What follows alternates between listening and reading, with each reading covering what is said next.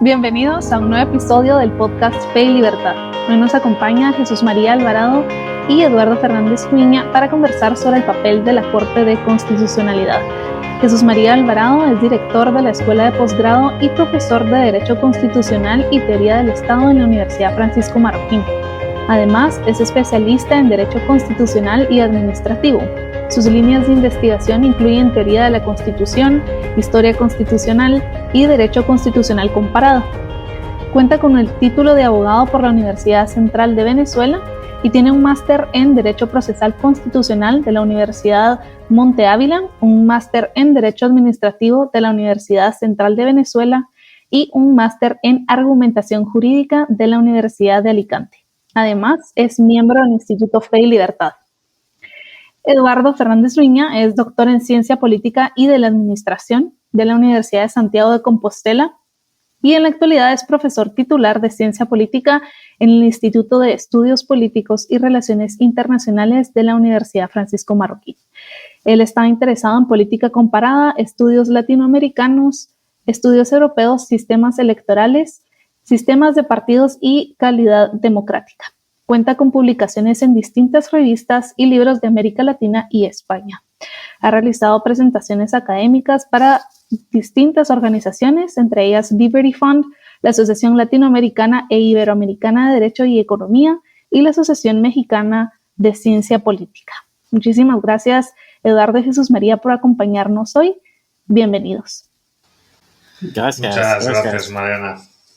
Bueno, pues la verdad es que para mí es un placer estar aquí porque yo con Jesús aprendo mucho y hoy vamos a hablar de derecho y de cortes de constitucionalidad, tribunales constitucionales, activismo político.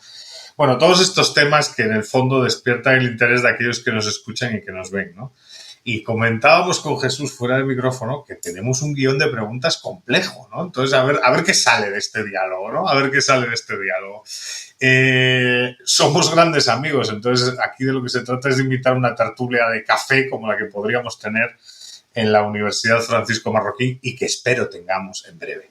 Pero bueno, la primera pregunta, Jesús María, es el tema de las Cortes de Constitucionalidad o sus equivalentes, tribunales constitucionales, salas de lo constitucional, bueno, independientemente del nombre. ¿Crees que es conveniente y necesario tener este tipo de organismos al interior del Estado? ¿Cuándo nacen? ¿Cuándo se vuelven populares este tipo de organismos, ¿no? Porque al final yo lo asocio, pero bueno, no, honestamente no soy especialista, con el tema de la segunda ola de democratización, sobre todo con la Segunda Guerra Mundial, después de esa discusión entre Kelsen y Smith, discusión académica. Pero bueno, ¿qué ideas tienes al respecto de este tema? Bueno, qué gusto verte, Eduardo. Espero que de verdad pronto nos tomemos un café, que hace falta. La pandemia nos ha puesto todos virtuales y se te extraña mucho aquí de este lado, así al menos físicamente. Bueno, yo creo que tú lo adelantaste muy bien, correctamente, cuando dices así el hecho de que hay salas de lo constitucional, cortes de constitucionalidad o tribunales constitucionales, porque hay una variedad de ese tipo en la región, también en Europa. Y bueno, yo creo que yendo un poco más al grano a la pregunta, yo diría que no es que es necesario que exista un órgano de ese tipo, al menos un tribunal constitucional, porque, bueno, yo creo que dependerá de algunas variables políticas, de algunos condicionantes políticos de cada sociedad. Podemos ver que, por ejemplo, los Estados Unidos no tiene un órgano de ese tipo. Tienes una Corte Suprema Federal que conoce discrecionalmente de algunos de los casos que estimen convenientes para ejercer el control de constitucionalidad. Lo mismo sucede en Argentina también, que tiene un modelo muy parecido al de los Estados Unidos. En mi país, Venezuela, hay una sala de lo constitucional dentro del Tribunal Supremo de Justicia, mientras que Colombia, por ejemplo, tiene una Corte de Constitucionalidad, España tiene un Tribunal Constitucional, Alemania tiene un Tribunal Constitucional y Guatemala tiene una Corte de Constitucionalidad. Y sería Guatemala uno de los primeros países que también tiene formalmente una corte de ese tipo, desde la Constitución del 65, que era no permanente hasta ahora. Y entonces yo creo que la otra cuestión es, no creo que sea necesaria, Más sí que esto, como tú bien apuntas, se potenció más después de la Segunda Guerra Mundial, con el debate que tú bien mencionaste, Schmidt, Kelsen, etcétera, ganando Kelsen esa apuesta en el sentido de que debe existir, o al menos sería preferible tener un órgano judicial, no político, que interprete la Constitución. En el caso, yo creo que un modelo exitoso europeo es el de Alemania. España también ha tenido periodos, pero creo que España también es un país donde el Tribunal Constitucional ha tenido extraordinarios juristas allí. Pero creo que las discusiones siempre van, a que el Tribunal Constitucional, al menos en Alemania, resuelva las grandes disputas federales, por ejemplo. Y eso significa, en el caso de Kelsen, que no llegaran todas las disputas constitucionales a la Corte o al Tribunal, sino que sean las verdaderas disputas de interpretación de la Constitución. Porque, eso ya nos daría para otra cosa, ¿no? Pero yo diría eso, yo diría que no es necesario, pensaría yo. Sí, es muy interesante. Recuerdo en alguna lectura que la verdad pues no puedo citar ya, son de estas lecturas que uno le vienen a la mente, que en esa, digamos, defensa y protección abstracta del orden constitucional hay como dos diferencias, ¿no? La estadounidense, que va más vinculada a la ciudadanía, porque al final reflexiona sobre el valor o no de la Constitución con base a lo mejor en una cuestión ciudadana, y la kelseniana, que es como más de poderes públicos, ¿no? De distribución. Pero bueno, es un tema que efectivamente debe de haber mucha complejidad y debe de haber un sinfín. El derecho comparado, imagino, a la hora de comparar esas instituciones debe ser bastante complejo. Hay un tema que sin duda surge con todo esto, aunque tú ya has dicho que no crees que sea necesario, pero donde definitivamente pues este tipo de instituciones tiene capacidad para intervenir. Claro, ¿quién es una autoridad máxima, ¿no? Y claro, como autoridad máxima, ¿quién controla al que controla, ¿no? ¿Cómo se puede poner o qué límites se pueden establecer, pues, al poder de los magistrados de una corte de constitucionalidad, ¿no? Uh-huh.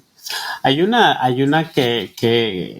una cuestión que de la otra pregunta que creo que se puede relacionar a esta que tú apuntabas, Eduardo, que es, creo que, y en eso es tu especialidad también, que es el tema de las formas de gobierno, ¿no? O sea, porque Kelsen optaba a una especie de parlamentarismo, y yo creo que el Tribunal Constitucional, como él decía, era un legislador negativo. O sea, lo que trataba era de frenar cuando hubiese un exceso en la formación de alguna ley. El caso, por ejemplo, me hablabas ahorita fuera de cámara de España ahorita con la sentencia del Tribunal Constitucional, ¿no? Es decir, un grupo parlamentario lleva este tema al Tribunal Constitucional, y el Tribunal Constitucional, se pronuncia diciendo, aquí ha habido un exceso, ¿no? En cuanto a lo que ha hecho el propio gobierno, en cuanto... yo creo que esa idea de Kelsen era muy importante, porque era que el Tribunal Constitucional se decantara por ser un legislador negativo, es decir, hiciera un control de constitucionalidad formal, material también, pero ha tenido los problemas de federalismo y de formación de leyes. Kelsen, curiosamente, no estaba muy a favor del tema de convertir al Tribunal Constitucional en un decisor de temas de derechos, que es lo que hoy en día casi se llevan a los tribunales, ¿no? Ahora, yendo al otro punto que mencionas muy bien, es el tema de, ¿qué pasa si los jueces, en realidad, siendo máxima y último intérprete de la Constitución, se excede? Esto es una disputa enorme, ¿no? Los juristas a veces le emplean un término hasta latín, ¿no? Quis ipso custodes ipso custodes. Que quién custodia el custodio. Yo creo que no tiene respuesta desde el derecho, a mi modo de ver, así modestamente. Tiene una respuesta quizás desde la política, ¿no? Los juristas, hay un profesor de Barcelona, casualmente, un jurista famoso, Víctor Ferreres, que es famoso en España, que tiene una tesis interesante, que es, sí hay un mecanismo formal que es la reforma constitucional. Es decir, si un tribunal se excede en su interpretación, hay que activar la reforma constitucional. Pero yo creo, Eduardo, que así no pensamos. Pero eso es lo que sucede en los Estados Unidos. En los Estados Unidos, las enmiendas a la Constitución en muchos casos han sido reacciones a interpretaciones erradas de la Corte Suprema. Nosotros, al contrario, lo vemos más desde un punto de vista político. Hay que salir de los magistrados que están allí. Pero yo creo que desde una perspectiva más de Estado de Derecho, yo creo que pensaríamos que una posibilidad es la reforma constitucional, otra posibilidad, la que Locke llamaba de la apelación al cielo, convocar una nueva proceso de reforma constitucional. Y dos, yo creo que por último diría, Eduardo, que sería la división de poderes, lo que tú nos decías hace rato, ¿no? Disputa entre los poderes. Sí. A mí ese tema me llama la atención porque, claro, cuando se habla de la división de poderes había como dos grandes interpretaciones. Corrígeme que hay, pero la primera, ¿no? Que es esa concepción clásica de una separación funcional, estricta y rigurosa entre los poderes. Y ese segundo modelo, que al final pues también va de la mano de esa narrativa de sistema de frenos y contrapesos, que obviamente contiene pues una separación funcional de los órganos estatales, pero que se le otorga también a todos papeles de control, ¿no? Para, pues, en definitiva, fiscalizar a los distintos poderes públicos entre sí. Un poco hacer que se peleen, ¿no? Hacer que se peleen. Lo que no sé es si eso es bueno para la estabilidad del sistema o si, por el contrario, al final contribuye a una erosión del sistema. Porque, claro, incentivar una fiscalización conjunta como un proceso competitivo entre los poderes del Estado puede ser un problema, no lo sé, ¿eh? Es una duda que lanzo ahí al aire. Yo no creo que sea original en esto, pero me atrevo a decir que quizás hay algo de esto que tú mencionas, Eduardo. Quizás la virtud del tema del constitucionalismo norteamericano es que no depende de un solo, no sé, como creo que a los politólogos les gusta estos clivajes o un solo factor, ¿no? Es decir, que no dependa de una sola variable. Yo creo que el tema de la decisión constitucional de Estados Unidos, del federalismo, acompañado eso de la judicial review, acompañado eso de la división de poderes en los dos niveles, acompañado eso de una carta de derechos, en fin, o sea, hace que en cierta forma, como tú bien dices, bueno, la separación de poderes tenga una función, pero también los propios tribunales no quieran excederse en cuanto a su límite. Por ejemplo, la Corte Suprema de los Estados Unidos, dicen los constitucionalistas americanos, que siguen una línea que estableció John Marshall, famoso por el Marbury versus Madison, pero Marshall lo que decía era por cierto, en esa sentencia era más que decir que el juego lógico es si la Constitución debe privar cuando hay una ley que contraría la Constitución. Marshall lo que decía es, en ese caso famoso donde había una disputa política clarísima, ¿no?, entre los jeffersonianos y los no jeffersonianos, era decir, bueno, a veces la Corte tiene que, en cierta forma, callar para decidir qué disputas políticas vale la pena. Y eso significa una especie de evaluación ya de criterio de oportunidad para no quemar la Corte. Lo vemos anualmente. Vemos en Estados Unidos que la Corte básicamente decide discrecionalmente en qué temas. No decidió, por ejemplo, ni se le ocurrió meterse en la disputa electoral ahorita de Trump y Biden. No se le ocurrió a la Corte Suprema. Prefirió dejar allí que hubiese, como dices tú, el estilo Madison, enfrentamiento entre los órganos. Pero claro, eso depende también del modelo norteamericano. Yo creo que en otros países, a lo mejor en los nuestros, eso va a llegar a las cortes y las cortes van a tener que tomar una decisión. Perú, por ejemplo, me parece un caso ahorita clarísimo, queda en la autoridad electoral, pero bueno, esa autoridad electoral ya vemos como una mitad de la población, sin meterme, ya está como manchada, pues. Sí, claro. Es complicado, creería yo. Es complicado. Hay un tema, bueno, que va todo entrelazado, ¿no? En caso de que nos encontrásemos con personas terriblemente corruptas dentro del conjunto de magistrados, ¿no?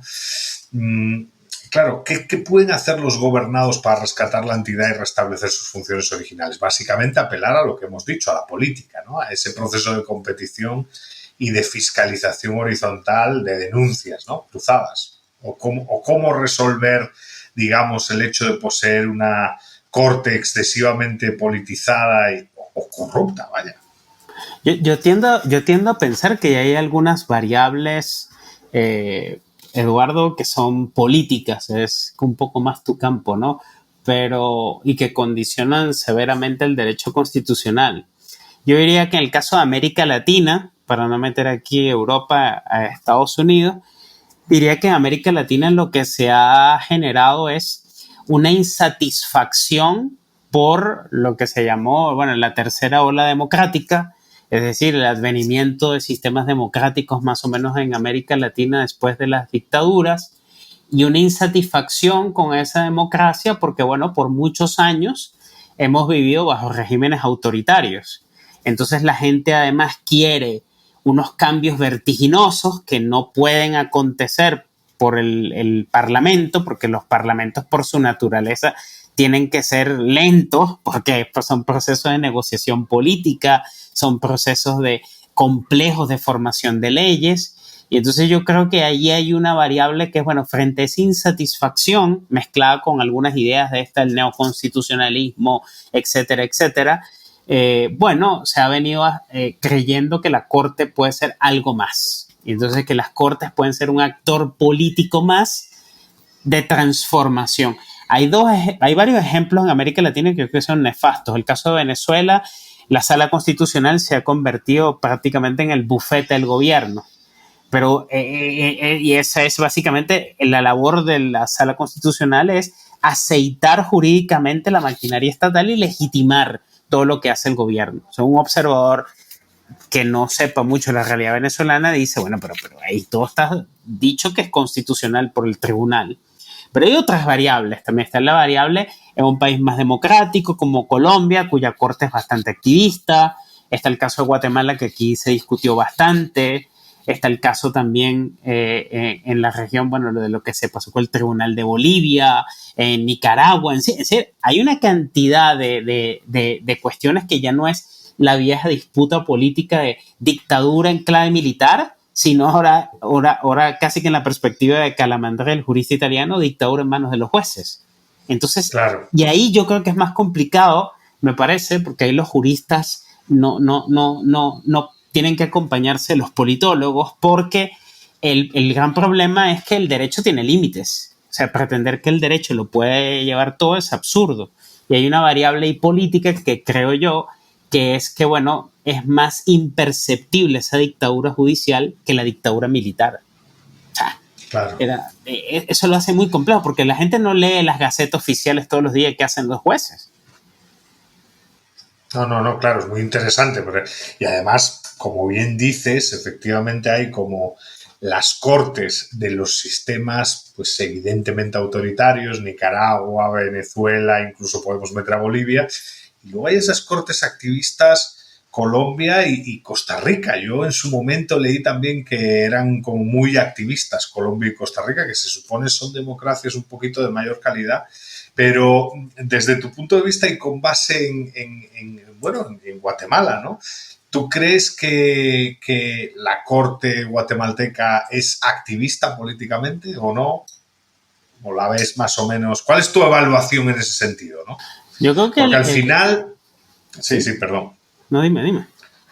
No, que al final yo cuando una cosa que yo tengo como duda, ¿no? Es que cuando hablamos de judicialización de la política, a mí me vienen como 3, 4 ideas, ¿no? La primera, ¿cuándo está judicializada la política? Pues quizás cuando el impacto de las decisiones judiciales en los procesos políticos y sociales es potentísimo, ¿no? Uh-huh. Quizás también es evidente la judicialización de la política cuando hay un aumento en cuanto a resolución de conflictos políticos en los tribunales. Qué sé yo, cuando, como bien decías tú, es otro tema para mí relevante, parece que como que la legitimidad del sistema cambia, ¿no? La legitimidad la tiene la Corte y ya no la tienen las instituciones representativas, ¿no? Y parece que la ciudadanía le da más valor a lo de la Corte que a las instituciones. Y luego, la pura instrumentalización de la justicia y de las instituciones judiciales, pues para responder al poder político o a lo mejor a intereses de naturaleza económica o progresista, de lobbies progresistas o tal, ¿no?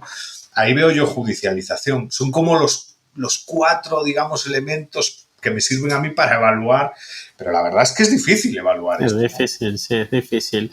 Yo creo que, bueno, en el caso de Guatemala aquí y en clave más extranjero, porque trato de evitar, ¿no? Pero yo sí tengo una perspectiva un poco crítica de la Corte, sobre todo del el periodo constitucional anterior, ¿no? Pero ahorita se está conformando la Corte. El periodo constitucional anterior que mueve pasiones en el país, porque la verdad, en cierta forma, habría que hablar de una evaluación de la Corte en dos sentidos.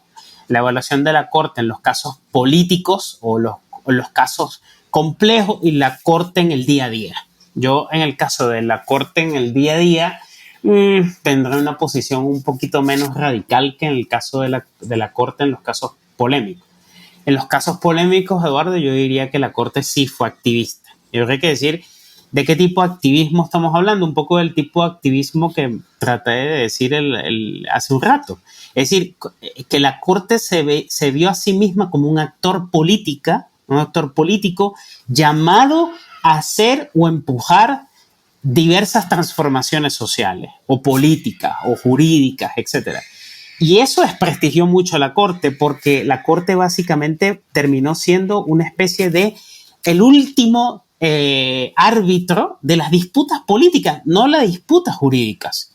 Entonces, como ya no se quiso evitar el tema de enfrentar claramente las disputas políticas, yo creo que tiene mucho que ver con el déficit democrático todavía del país. Es decir, no tenemos un Congreso, no sé, tú estás ahorita en España, no es el Congreso. No, pero sí, pero estoy al tanto del Congreso de Guatemala. Correcto, así es. Pero se pone ese ejemplo, el Congreso de España tendrá problemas, pero es un Congreso donde hay debate. El Congreso de Guatemala no hay debate. El Congreso de Guatemala no hay un debate encarnizado, y eso tiene que ver un poco con la cultura del país, que no ha logrado entender que la democracia también es debate, es diferencia, y es marcarlas públicamente. O sea, en España es clarísimo, está PSOE, PP, Vox, etcétera, etcétera. Aquí no sabemos ni cuáles son las ideologías de los partidos. Tú que has estudiado todo el tema del sistema electoral aquí en Guatemala. Por otra parte, bueno, se entró la variable CICIG, que lo complicó más. Entonces era una variable que quería hacer unas transformaciones, tuvo un techo, y entonces la forma de terminar de hacer esas transformaciones era proteger a CICIG, pero ¿quién protege a CICIG? Era la Corte de Constitucionalidad. Y bueno, y la batalla campal fue, bueno, entonces, ¿quién se toma a la Corte? Porque la Corte es el gran decisor. Y sobre todo en el imaginario, me parece a mí, de Guatemala, en el que la Corte tuvo un rol más o menos protagónico sobre el serranazo, y derivada de los déficits democráticos que tiene el país de Estado de Derecho, bueno, un sector quiso alentar a esos magistrados a que se convirtieran en una especie de activismo. Yo digo que la discusión a veces no puede ser activismo sí, activismo no, porque hay cortes que tienen que en algún momento ser activistas en el sentido bueno de proteger los derechos. Aquí el activismo fue malo en el sentido que la Corte terminó siendo partisana, un actor político clave. Y hay un elemento más, Eduardo, que es alguien dirá, bueno, pero eso es la opinión de Jesús María Alvarado. Claro, aquí no podemos, en términos técnicos, ¿cómo explicas que una Corte utilizaba la figura del amparo y que terminó siendo una especie de McDonald's o de comida rápida, no sé, en el cual en un momento ya los amparos procedían, y cuando cambia la correlación de fuerzas en la Corte, ahora la Corte está decidiendo, bueno, cuáles son las diferencias entre una inconstitucionalidad y un amparo? Válgame Dios. O sea, es decir, se olvidaron de las cuestiones técnicas, las cuestiones procedimentales, porque la batalla era netamente política. Y ahí termino yo que el costo fue dramático para el país, porque antes de eso, la Corte de Constitucionalidad de Guatemala sí tenía más o menos un prestigio. Ese prestigio, al menos yo fuera de Guatemala, más o menos lo leía hasta en constitucionalistas españoles, Fernández Segado, por ejemplo. Y ahora, después de esto, yo creo que la gente es mucho más crítica sobre el tema de la Corte de Constitucionalidad. Pero terminó también un juego político malévolo en el que cada bando político quiere tomarse la Corte porque saben que allí es donde está el nudo gordiano del poder, ¿no? Claro. No, muy interesante. Bueno, ya se nos está yendo el tiempo y esto a mí me entristece profundamente porque, como siempre, me lo estoy pasando bomba. Pero bueno, la última reflexión, la última pregunta es, obviamente hay un problema quizás con las reglas del juego para la elección de magistrados, la rotación de la presidencia en las Cortes de Constitucionalidad. quizás esas reglas politizan la justicia o incentivan la politización de la justicia. ¿De verdad hay un sistema alternativo para mejorar eso? ¿O hay que jugar con lo que tenemos y bueno, intentar buscar pues alternativas de naturaleza política por otro lado? Yo creo que el problema, Eduardo, allí es que hay muchos modelos de sistemas de elección, pero creer que solo es el modelo de sistema de elección y trasladarlo, importarlo aquí al país sin evaluar otras variables es un funesto error. Por ejemplo, a mí en lo personal me parece que un proceso de elección maravilloso es el de los Estados Unidos, en donde uno ve este proceso de confirmación de los jueces radical, a veces hasta violento, pero en el cual uno puede llegar a saber quiénes son estas personas y qué piensan. Pero trasladar eso aquí en Guatemala tendría un sentido peor, porque aquí no debatimos así. Es decir, aquí no tenemos la libertad de expresión que tienen los Estados Unidos. Yo creería que se pudiera aprender al menos de una experiencia, por ejemplo, la de España. Yo sé que en España y eso lo sabes tú mejor que yo, a lo mejor en España hay como visiones a veces encontradas. Hay un jurista que a mí me gusta mucho, que es Alejandro Nieto, un famoso jurista español, que bueno, él siempre ha criticado al gobierno judicial en España, diciendo que básicamente el poder político cada vez más se ha metido en el mundo judicial y lo ha perturbado. Pero también tenemos la otra cara de que en España también se ha creado una especie de carrera judicial. Y también podemos ver que en España los mejores jueces no solo están en las altas cortes, podemos ver excelentes jueces desde abajo hasta arriba, como en la administración pública. El problema aquí, yo creo, Eduardo, es que en Guatemala lo primero que hay que hacer es construir un poder judicial desde abajo, desde los jueces de instancia hasta las más altas cortes. La discusión básicamente es si Corte de Constitucionalidad, Corte Suprema, pero en realidad la gente no tiene problemas en la Corte Suprema y en la Corte de Constitucionalidad, sino en los tribunales penales, civiles, mercantiles de instancia de apelaciones. Yo creo que ese es el gran problema que tiene Guatemala urgente, ¿no? Y ahí hay variables políticas, bueno, queremos darle estabilidad, queremos darle una carrera judicial, sí o no, queremos un gobierno judicial, sí o no, queremos pagarle a los jueces bien, sí o no, pero lo demás me parece un poco como más maquillaje o estas series de televisión que se llaman Extreme Makeover, ¿no? Una especie que no cambia mucho, ¿no? Pues la verdad es que con ese punto final, un poco motivando la reflexión sobre la necesaria reforma judicial del organismo judicial que necesita el país, pues yo creo que acabamos. Jesús María, por mi parte, ¿qué decir? Pues un placer como siempre. Nos vemos en breve en Guatemala para continuar con la conversación y de verdad vernos en persona, que ya es necesaria la humanidad, ¿eh? Esto sí, correcto. Está bien, pero se necesita el contacto personal. Un gusto, Jesús María, un abrazo grande. Un gusto, Eduardo, un abrazo, qué bueno verte. Muchas gracias, Jesús María y Eduardo, por participar en esta conversación, y muchísimas gracias a todos los que nos sintonizaron hoy.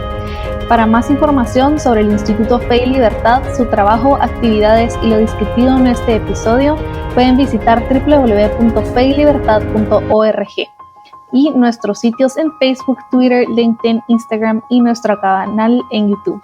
Muchísimas gracias por acompañarnos y nos vemos a la próxima.